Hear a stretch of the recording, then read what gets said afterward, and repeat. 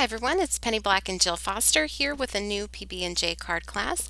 And today's video is number 2 in a series of 12 videos, New Year, New Card Sketches. So hopefully to get you motivated and start off the year with some fun, creative time. So here is the sketch that we will be working with today.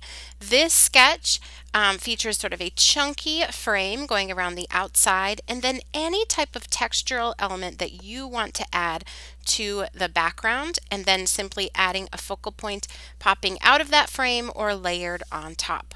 So I like to prep all of my sketches in advance. If you want to see a video where I talk even more about my prep process, I'll link that for you down in the YouTube description box below.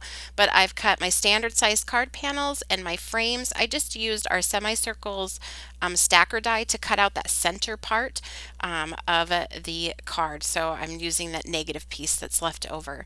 Just a reminder, I do have an ebook available for this video series. It's got all 12 sketches and 36 card ideas in that, so I'll link that for you down below if you would like to show your support. So let's go ahead and get to creating. I'm going to start by stamping this super sweet image from Penny Black. This is called Flood of Hearts. I'm stamping onto Canson 140-pound watercolor paper using Ranger Archival ink in the color of watering can, and the flowers I stamped in Toffee Crunch ink.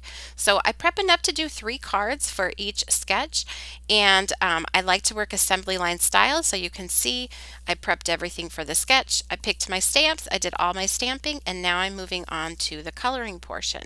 So I'm going to color in my images using Distress Ink Reinkers used as watercolors. I've got those on my palette. I also have an old acrylic block and I'm pressing Memento Toffee Crunch ink pad on that to paint the kiddos. And I have a cup of water and a paper towel handy. So I do have a much more detailed video that goes way slower and goes into like my color choices and my paper choices and paintbrush and all of that for you by frequently asked questions about my watercoloring, and I'll link that for you down below. So if you have any more questions or you haven't seen that yet, that'll be linked for you down below. And I just wanted to repeat, I said this in the last video, that these sketches, these stamps, they all work no matter what type of coloring you like. So I say go for what brings you the most joy. If that's colored pencils, if that's Copic markers, whatever you love the most, use that. So I'm really into watercoloring with reinkers, and so that's what I reach for. And you can't, if it brings you joy and you love it, you can't reach for it enough. So adjust how you use the sketches to whatever you know you're going to want to reach for and do. So I am painting these in. I did their faces and their legs and their hands, and now I'm going in with the reinkers to paint the rest of them. I will have all of the supplies I'm using listed for you down in that YouTube description box below, and that includes exactly which colors I'm using. So if you really love a certain thing, then you can check out those colors down below. I do typically will pick up the ink, the reinker, the paint onto my brush straight from the palette. So that is very concentrated ink. And then I will put that down where I want it to be the darkest. Then off camera, I am rinsing off my paintbrush and patting it pretty dry on that paper towel, and then going back and blending that. And that's how I can get that blend from dark to light. You can always go back in and add more color or move things around a little bit, or even as I'm doing there, lift some color. So with a fairly dry brush, you just swipe that across an area while it's still wet, and it will sort of soak up or lift some of the color or lighten things. So for me, it's just a matter of playing around with what I am liking. And knowing that you can always go back in. For me, watercolor is very forgiving because you can go back in and darken it, or you can go back in and lighten it while it's still wet. I decided to go a little bit, I don't know if you'd say funky, for their colors. All 3 of these cards follow the same color scheme, but they all look pretty different.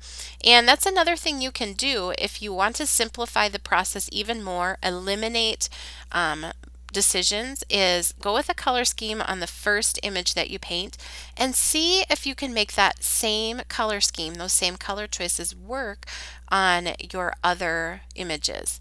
And I sort of like the challenge of doing that, but you know, if you want to add another color in, there's like no color police watching. You can always go back in. Or if you do one and you didn't like it, well, then don't use it again on the other two images. But for me, I kind of like that challenge in eliminating every time I look at a new stamp thinking, oh, where to start, which colors to use. If you use the same color scheme for all of the cards for that sketch, for instance, then you only have to make that decision one time. So in this, I'm kind of using a yellow and a red and a tealish green color scheme, and I'll just repeat that throughout all of the cards. I love this image. I love all the different things you can do with an umbrella as far as color goes. And so I will be using this stamp in other videos as well, just because I think it's so fun and so sweet. And again, my cards are sort of a love theme for this video series, but one, these stamps can be used for friendship, anniversary, thinking of you. This one, you know, going through a hard time, you could send to someone with that umbrella. And I like that about penny black stamps, that they are not Valentine specific. They're love theme, friendship. You can get a lot of use out of them. Also, this sketch, you can certainly make it work for any season. You could use this sketch for Christmas or Thanksgiving or birthdays or anything that you want to. You can just switch up that background sort of textural. I did some die cutting with some hearts, but if you wanted to use an embossing folder back there, maybe you would want to stamp just like a script stamp, and this will probably make more sense a little bit further on in the video, but you can really make these sketches your own. I wanted them to be simple enough that you can modify them to suit whatever you want to do, so it keeps it fun for you personally. So I'm going to go in here and work on his pants. Again, putting that color in straight from the Reinker where I want it to be darkest, rinsing off and patting dry, and then going back and blending. If you feel like when you go back to blend, it's just a mess and puddles and everything moving everywhere, you probably have too much water on your brush. So if you find that's happening to you, really utilize that paper towel, patting it dry. I even notice when I've had, like if I've been doing a ton of painting and my paper towel is really wet, that it won't pat off the brush enough. So that's something, sometimes even just switch out to a drier paper towel will help as well. So here I'm putting down, this is Evergreen Bough Distress Ink Reinker, and just going in. Sometimes I go in and add a little bit darker afterward, you know, if things get sort of washed out. These images are so cute and so well illustrated. You really don't need to do any shading on them. They're going to look really nice, even if you paint a flat wash of color across them.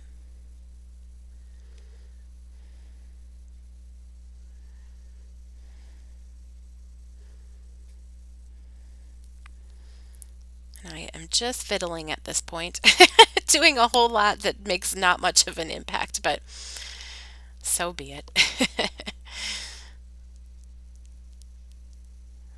We'll go move down here to her shoes. It's so fun to pick out, you know, how you want their outfits to look, what colors.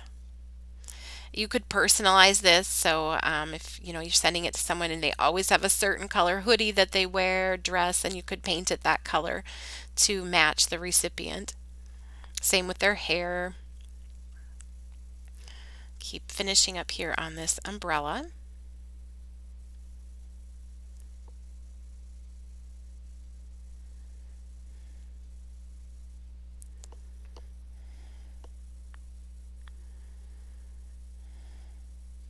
And I decided to make her socks match her dress.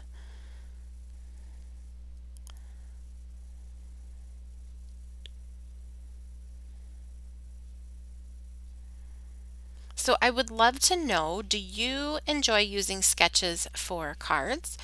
Is that a good starting off point for you? And what, if it is, What is like an ideal sketch for you? What does it have? What makes it approachable and something that you want to use? I would really love to know what you're looking for in a card sketch. So leave me a comment down below, and I read every comment.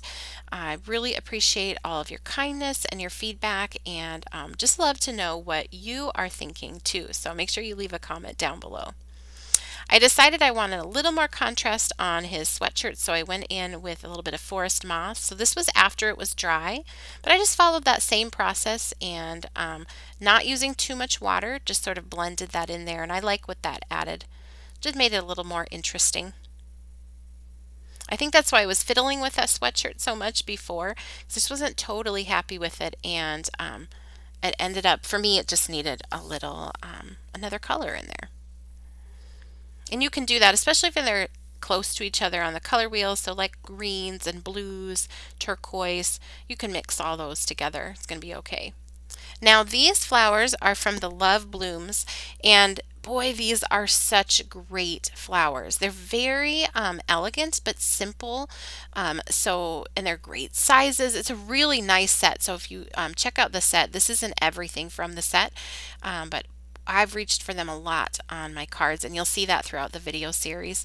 They're great also for beginners or if you're learning to color, because there's just a few petals there to color or paint.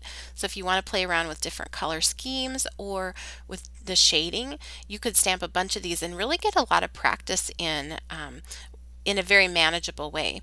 So again, I'm following that same process, picking up the reinker from the palette. It's very concentrated, putting it where I want it to be darkest, rinsing off my brush, patting it pretty dry, and then going back and blending that out. I stamped these with the Toffee Crunch ink. It kind of gives that no line look, but without it being too difficult. You can still see it. You don't lose all the details, so it's kind of like a cheating no line look, and it's the way that I usually do it.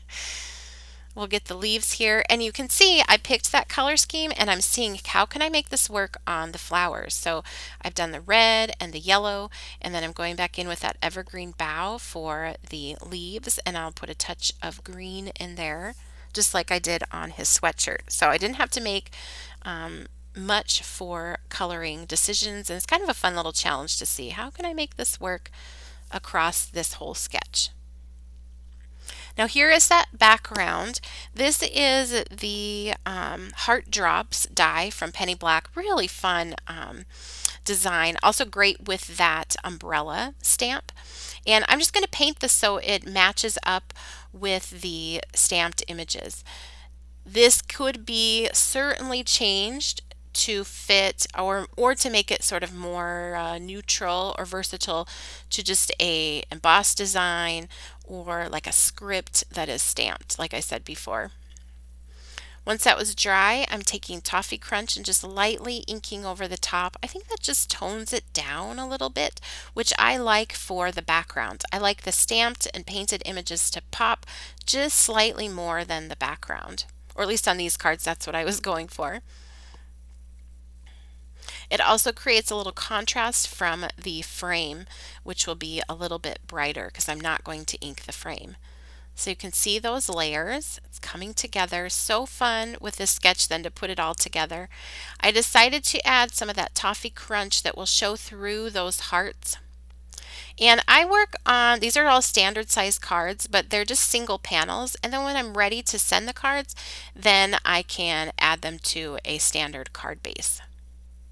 So kind of just creating a front panel for a card and then adding it to a note card later. So I put that frame on top. I'll trim off any excess here from the back, and that'll be hidden when it goes on the note card. And then I'll just use some double-sided tape. This is just Scotch tape on a tape roller. Super easy. I always get a lot of questions when I pull this out, but that's what I use for my cards. It's just that Scotch tape. And then here is that inked background, which I will layer this on. And then right there, there's a place in this sketch it all just starts sort of designing itself for you. Where to put the sentiment, where to add your focal point image. I've put some foam tape and a little liquid glue at the bottom, so they will sit right there on the frame and inside of the frame. And I'll trim off that little bit of excess. And it's that simple. So here are the cards that we've made. You can see I put the flowers here popping out of the frame.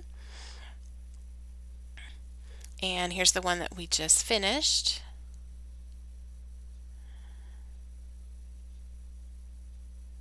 And then this one, this little girl is from Heart Dance. So sweet. And that sentiment is part of the stamp set too. I love that sentiment. So here are still shots of each card. I think my favorite actually ended up being the Heart Dance one with the little girl dancing. I like that sort of coral pink in the background. Do you have a favorite? I would love to know. Let me know in the comment section below. And again, thank you so much for watching. Make sure you're subscribed and hit the bell notification so you will see when video number 3 comes out. And you can continue to connect with Penny Black on Facebook, Pinterest, Twitter, as well as Instagram, our website, and blog. Thanks for watching and happy stamping.